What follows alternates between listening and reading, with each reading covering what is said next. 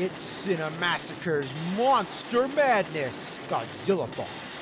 Okay, this is Godzilla against Mechagodzilla, sometimes called Godzilla X Mechagodzilla, but it should really just be called Godzilla vs. Mechagodzilla 3. From now on, there weren't really any new monsters in the Godzilla universe. They were down to remaking the same ones over and over, this time Mechagodzilla again.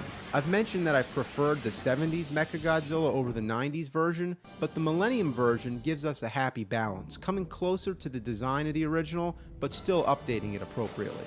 But the first thing I should really mention is that this movie is once again another reboot to the series, ignoring all previous installments except for the original. Did they just feel that the first one was gold and the rest were all a load of shit? It's true that the original can be regarded as the best, but why no more continuity between the films? This is the fourth time in a row they did this. Once again, the plot revolves around the military who build Mechagodzilla to fight Godzilla. But this time, Mechagodzilla is built around the actual skeleton of the original Godzilla. Yeah, so the Godzilla in this movie is definitely the second of its kind. And the original Godzilla bones are now inside Mechagodzilla. So it's the new Godzilla fighting the old one.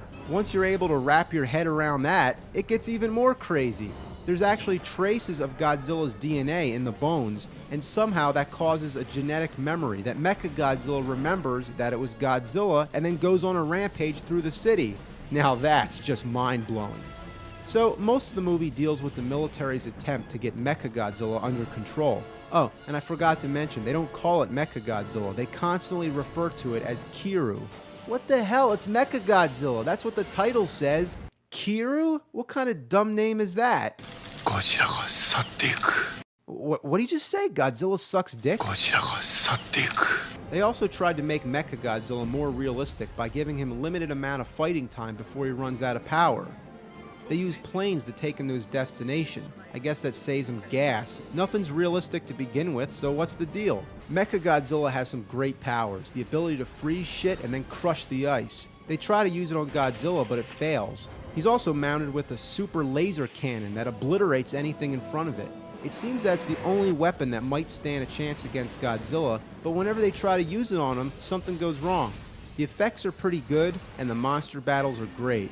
But this one leaves you wishing for a little more. It seemed that this one spent a lot of time setting up the story, reinventing Godzilla again, and concentrating on the humans' efforts to get Mechagodzilla working.